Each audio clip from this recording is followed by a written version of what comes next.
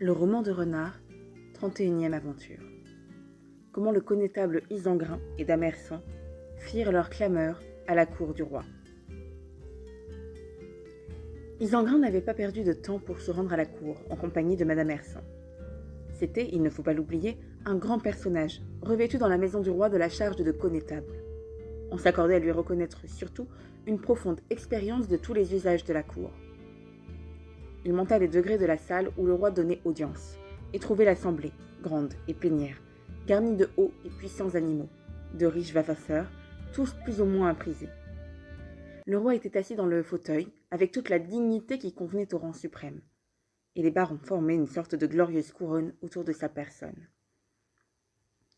Isengrin, tenant par la main sa compagne, Madame Ersan, s'avança jusqu'au milieu de la salle, et rompit le silence général en levant clameur de la manière suivante.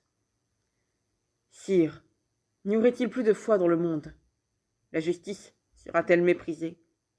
La vérité devra-t-elle céder le place au mensonge? Vous aviez fait publier à son de trompe que nul à l'avenir ne fût si hardi que de violer la loi de mariage. Renard n'a pris souci de vos vœux ni de vos ordres. Renard, origine de tous les discordes, assemblage de tous les genres de malice, sans respect pour les liens d'amitié et de commérage, m'a déshonoré dans la personne de ma chère femme. Et ne croyez pas, sire, qu'une aveugle pensée de haine et de rancune me conduise auprès de vous. La clameur que je porte à votre cour n'est, hélas, que trop injuste, et Dame Ersan va l'appuyer de son témoignage. « Il est vrai, sire, dit alors Ersan les yeux baissés, le visage voilé de confusion. Dès que je fus en âge d'être épousée, Renard m'a fatiguée de ses poursuites. Je l'avais toujours évité.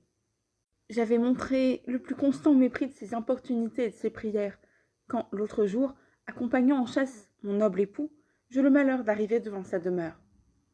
Là, je me trouvais totalement perdue dans les défilés de son hôtel, d'où mon embonpoint m'ôtait la liberté de me dégager. Dame Renard put me frapper, m'outrager, et m'accabler des injures les moins méritées. En présence, et c'est là ce qui redouble ma honte, de mon époux lui-même. » Elle se tut, mais aussitôt Isengrin. « Oui, sire, vous venez d'entendre la vérité. Et maintenant, que vous en semble? Renard a-t-il été contre droit et raison? Je lève donc clameur contre lui, et vous adjure de remettre la cause à vos barons, pour que justice me soit rendue. J'ajouterai ce que Dame Ersan n'a pas dit, et ce qu'elle ne démentira pas. Renard était venu quelque temps auparavant chercher querelle à mes fils dans mon propre hôtel.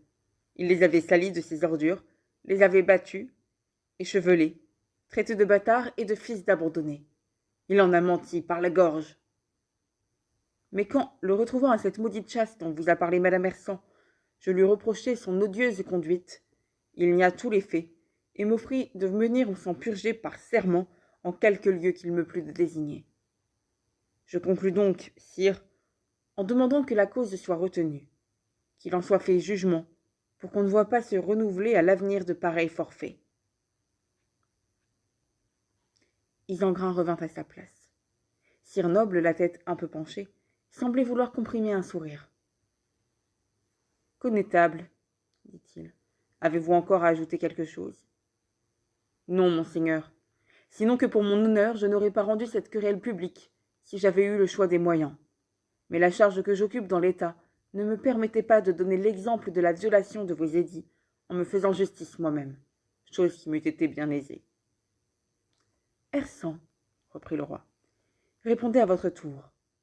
Vous venez ici raconter que Renard vous a recherché. Mais vous, ne l'avez-vous jamais aimé? »« Moi, sire? Non. » »« Comment donc se fait-il que, n'étant pas son ami, vous ayez eu la mauvaise pensée de prendre le chemin de son logis? »« Pardonnez, sire, cela n'est pas exact, et vous pourriez mieux parler. Monseigneur le connétable, qu'assurément on peut croire, vous a dit qu'il était avec moi, au moment où j'eus à me plaindre des procédés de Renard. »« Il était réellement avec vous? »« Sans aucun doute. » »« Alors qui pourra jamais admettre qu'un nain, tel que Renard, vous ait outragé impunément en présence de votre baron? » Isengrin, se levant avec vivacité. « Sire, vous ne devez prendre ici la défense ni de lui ni de moi. Il doit vous suffire d'écouter ma clameur, de la retenir, et de faire en sorte qu'elle soit considérée ou rejetée. J'appelle Renard en justice, et quand il comparaîtra, il ne me sera que trop facile de le convaincre d'outrage et de félonie à l'égard de ma femme, de mes enfants et de moi-même.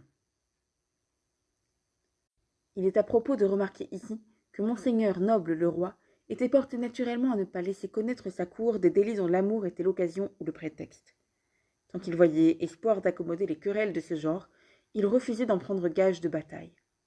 La clameur levée par Isengrin lui était donc fort déplaisante. Il dit encore: Connétable, pour rien au monde je ne voudrais voir s'engager le combat entre vous et Renard le nain. Il me semble qu'on pourrait trouver un moyen de vous accommoder. Il me semble à moi, sire, reprit Isengrin, que vous soutenez la cause de mon ennemi. Sainte Marie, vous auriez pourtant meilleure grâce à prendre ma querelle en main, car je vous ai toujours mieux servi que Renard. Mais je le vois. Si j'avais été comme lui, faux, traître et déloyal, je trouverais grande faveur auprès de vous. Par mon museau, vous me donnez regret à tous mes anciens sacrifices, et je m'aperçois, un peu tard, de la vérité du proverbe, tel le seigneur, tel le loyer. Le roi, qui l'avait impatiemment écouté, répondit avec hauteur. Oui, je ne m'en cache pas. J'excuserai Renard, si l'amour était la cause de ses torts. Le chagrin qu'il vous aurait causé dans l'intérêt de sa passion ne l'en ferait pas estimer pour cela moins courtois et moins loyal. Cependant, puisque vous le voulez, on le citera. On examinera l'affaire. On la traitera suivant l'usage de ma cour. Dès ce moment, je fais retenir la cause.